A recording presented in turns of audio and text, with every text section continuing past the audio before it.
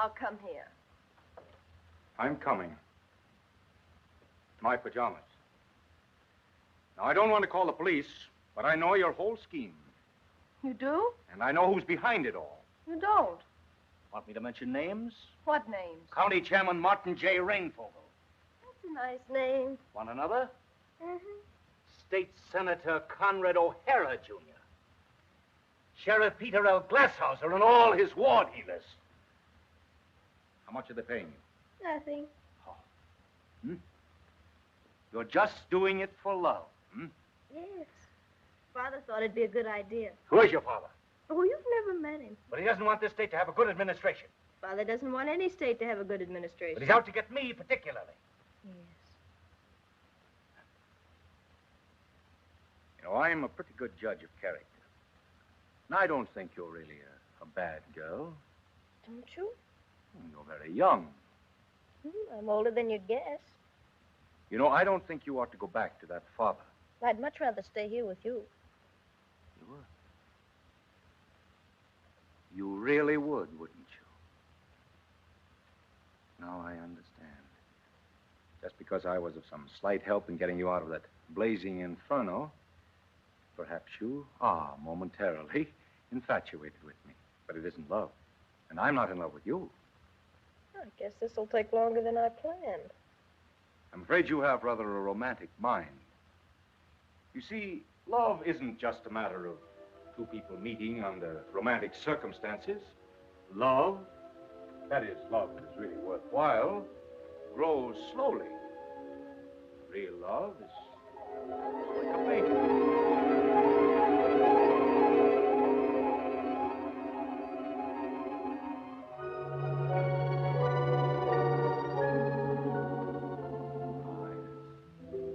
There have been thousands and thousands of couples just like us, going their separate ways, never realizing the other was waiting somewhere.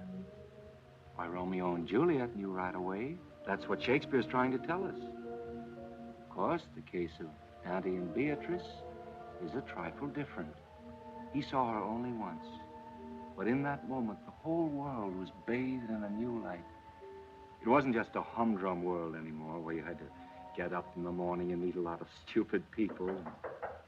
Who's that? 8 o'clock, Mr. Bullard. What? 8 o'clock. That's impossible. But it's true. Good morning, Wally. Good morning, Jennifer. It's fantastic. It just seems like a few minutes since I came in. Don't you want your breakfast? You're as bad as when you were a little boy. Even on a day like this, I have to call you half a dozen times. Oh, and what a beautiful day it is, too. Happy is the bride that the sun shines on. Good morning. That smells good. You don't know how long it's been since I've eaten. Mr. Wood, I'll explain later, Margaret. what can you possibly say? Well, you... No, dear, not like that. No. First you butter them, then a little syrup. Mr. Woolley, I've worked for your family for 30 years. Been almost a mother to you. And to think that on this day of all days... Oh, yes, and send up some evening gowns, too, please. Well, you see, everything the young lady had was burned. Yeah, send them up right away. Thank you. You know, I think you've broken my record for waffles. Well, Margaret likes nothing better than to make them. Those people are still downstairs waiting. You know, Margaret, these have made a great hit with her. What did you say? Those people. I told you they were here 3 batches of waffles ago. You did? I don't remember. People waiting? Who? Who are they? You'll find out. Excuse me.